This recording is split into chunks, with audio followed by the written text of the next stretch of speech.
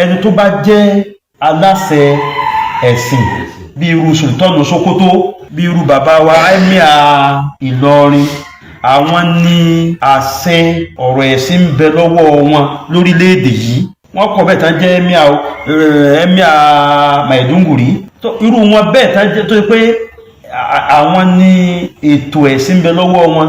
Ìjẹ́ ọba wọn, ọba ẹ̀sìn ni wọ́n ń jẹ́ ọba pẹ̀lú kọ́lọ̀ ló fún wọn ṣe. Àáfàá ni wọ́n, àáfàá dọba ni. Irú wọn bẹ́ẹ̀ lètò ẹ̀sìn ń bẹ lọ́wọ́ wọn. Àwọn ni wọ́n gbọ́dọ̀ ṣe wàhálà lórí bí wọ́n ṣe tọ́ ìlú sọ́nà pẹ̀lú bá ti wà. Àwọn náà tún lásíwájú, àwọn náà ní aṣíwájú táwọn náà ò gbọ́dọ̀ tásà àgẹ̀rẹ̀. Ìdí tí gbogbo nǹkan sì fi tọ́lọ̀ fi gbé gbogbo ẹ̀sá bẹ́ aláṣẹ àwọn aṣíwájú ó nídìí torí àlàáfíà wa náà ni. Tí bàbá Ìmáàmù Ògbómọ̀ṣọ́ sọ láìpẹ́ yìí nípa mímú àwẹ̀, ẹ̀rí kí wọ́n sọ pé ẹni bá gbọ́rọ̀ yẹn, wọ́n ní ẹni tó bá mú àwẹ̀ kalẹ̀ lẹ́yìn Sultanu Sokoto ó yẹ wọn pa ni. Wọ́n sì má kò júwe wá fún, àbí? Àwọn èèyàn wá dráàgì wọn gan, kódà ẹlòmí èpì níṣẹ́, ó rí pé lórí ikú ni ọ́, ó rí pé kìnnìkan ni ọ́, ó rí pé kìnnìkan ni ọ́. Bẹ́ẹ̀ in tí máa mú wí àgbọ́ òye analysis wọn ni kò kún tó. Then in tí wọ́n fi ṣe àpèjúwe yẹn kò bá ọ̀rọ̀ yẹn lọ tó. Ṣùgbọ́n tí wọ́n ń wí mẹ́sẹ̀jì tí wọ́n fẹ́ fàyọ nínú àgbékalẹ̀ ọ̀rọ̀ yẹn àgbọ́ òye.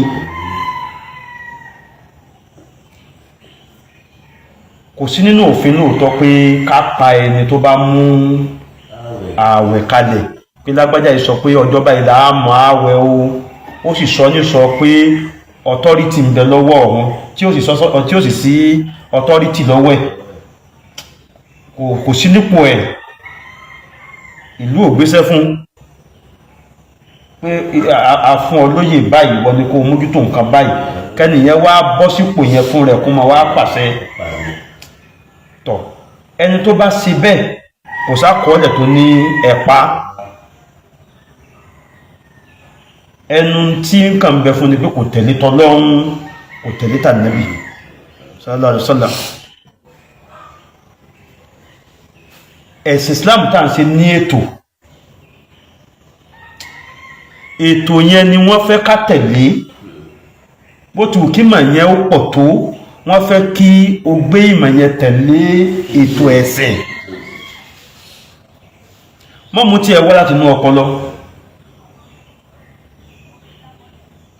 Ṣe bí a tún lè ṣe báyìí, àti ẹbá tí ṣe tọ́lọ́ tí ṣe tànábì, a tún lè ṣe báyìí yẹn ọ̀ràn yẹn kọ́ o. So a tún lè ṣe báyìí lọ́dọ̀ èèyàn ọ̀ràn yẹn kọ́ ni kéyìn ó tẹ̀lé yẹn. Ọ̀rọ̀ ẹ̀sìn náà ní ṣe bí Ọlọ́run fi ọdọ̀ ní ìtàpẹ̀ ní ráàyí, ṣe bí làákàí dá èèyàn lè tẹ̀lé làákàí. Kò sẹ́ni tó tako làákàí. Ṣe bí gbogbo tàà sí náà igbó kálùkù wá ní làákàí yìí, àbí kí ló darí wa kó yẹ ká wá kírun láàárọ̀ yìí? Ìtọ́sọ́nà Ọlọ́run tó fi sínú làákàí wá ní. Kò sẹ́ni tó tako làákàí. Ṣùgbọ́n tó wà ń bẹ̀ ní wípé làákàí kankan ò gbọdọ̀ tako àsọsílẹ̀ ìtọ́lọ́run àti ti Ànábì sallallahu alaihi wasallam. Ìdájọ́ tá bá wá táàrí nínú Al-Qur'an Ànábì ó sì sọ̀rọ̀ nípa ẹ̀ tó fi lọ, ìní wọ́n ní káyé àwọn àfá ojókòó lé lórí pé tọ́ eléyìí ò sí lákọọ́lẹ̀ kánàbí nígbàtà Ànábì ń bẹ ò tọ́ níbo wá ní ká gbé sí, kí ló jọ kí là fi jọ ẹ̀. Èyí tán wí nìyẹn. Èyí tó bá ti lákọọ́lẹ̀ òun ò nílò kẹsẹ̀ máa tó fi làákàí kankan tú. Èyí tí wọ́n wí sínú ẹ̀ ní kẹ tẹ̀lé tó yé tọ́ mẹ́sẹ̀jì tí ìmáàmù fẹ́ fàyọ ń bẹ̀ nìyẹn wípé ẹni tó bá jẹ́ aláṣẹ ẹ̀sìn bí irú Sultanu Sokoto, bí irú bàbá wa Emir Ìlọrin, àwọn ní àṣẹ ọ̀rọ̀ ẹ̀sìn ń bẹ lọ́wọ́ wọn lórílẹ̀-èdè yìí. Wọ́n kọ̀ bẹ́ẹ̀ tán jẹ́ Emir Maiduguri, tó irú wọn bẹ́ẹ̀ tán jẹ́ tó pé àwọn ní ètò ẹ̀sìn ń bẹ lọ́wọ́ wọn, ìjẹ́ ọba wọn ọba ẹ̀sìn ni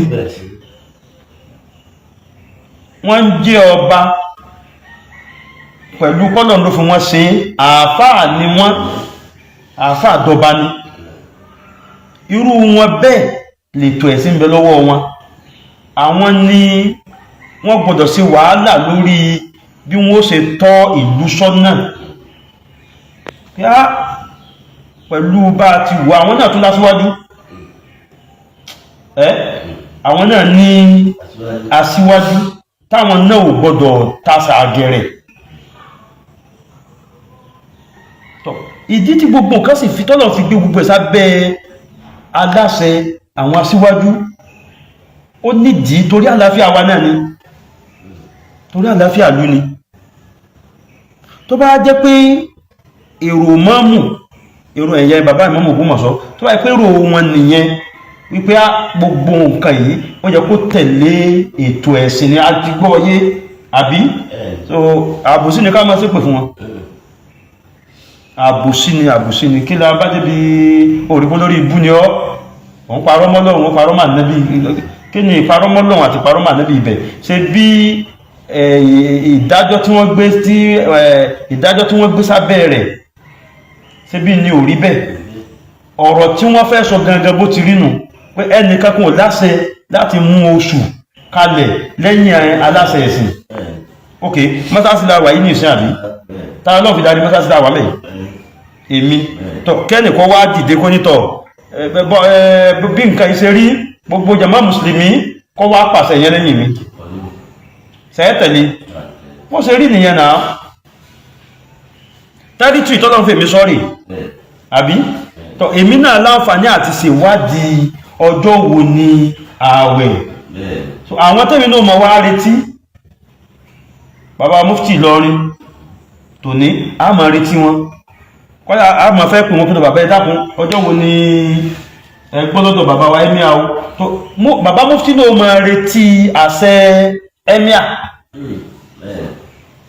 ìyẹn bàbá ọba Ìlọrin ṣéwù ẹ̀wí ni àwọn náà máa retí àṣẹ bàbá ọba Ìlọrin. Bàbá ọba Ìlọrin náà máa retí àṣẹ láti Sokoto. Sultanu Sokoto wọ́n ní bí a ti ṣe meeting pẹ̀lú àgbáyé tí wọ́n fi jọ fẹ́nu kò pé ókè wọ́n ti wá oṣù, wọ́n ti ka oṣù, iye tó jẹ́ lónìí rẹ̀ ọ̀lálàwẹ̀. Ṣé yóò bá mi yẹyẹ nígbàtà bá gbọ́ yí pé tí mọ́ mú fẹ́ wí nìyẹn, ẹwọ́ ní kíni wàhálà sí mẹ́bí yẹn. Ẹni tó bá ti wá tako ìtọ́lọ̀ ń wí ìtànẹ́bí wí yẹn lóòótọ́ sẹ́ni eré ní tí ò lè tẹ̀lé àṣẹ, tọ́lọ̀ sì kó àwọn àkásábẹ̀ tí ẹ̀ náà tí wọ́n tẹ̀lé àṣẹ tí ẹ̀ náà tí wọ́n ò ní tako àṣẹ. Kí ni ẹ̀tọ́ tí ẹni yẹn náà ní láti tako àṣẹ àwọn tí ń bẹ ní iwájú ẹ̀? Ṣé o bá mi yé? Tọ́ èyí tí mo fẹ́ lò ní ọ̀rọ̀ yẹn ni pé gbogbo ẹ̀yin tẹ́ wo fídíò tí bàbá ìmáàmù fi sọ̀rọ̀ yẹn wípé ó yẹ wọn pa ọ́ ni, ẹni tó bá ti máa wẹ̀ kalẹ̀ ó yẹ wọn pa ọ́ ni, òfin ẹ̀sìn ò ní kún wọn pa ẹni tó mú àwẹ̀ kalẹ̀. Ṣùgbọ́n tẹ́ni yẹn ṣe ò dá ẹlẹ́ṣẹ̀ ni pẹ̀lú pé kò tẹ̀lé Ọlọ́run, kò tẹ̀lé Ànábì sallallahu alaihi wasallam. Ẹgbọ́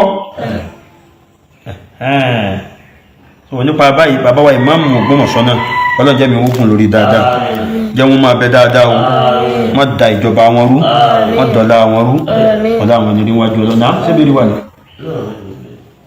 ọlọ́mọdọ̀lá àwọn rú ọlá àwọn ènìyàn wájú ọlọ́wọ́n bá jẹ́ wọn ó pẹ́ lórí dáadáa ìsìjáwà náà ó pẹ́ lórí dáadáa ọlá àwọn ènìyàn wájú ọlọ́wọ́n bá sọ̀dátọ̀lá níbi ìkẹrẹ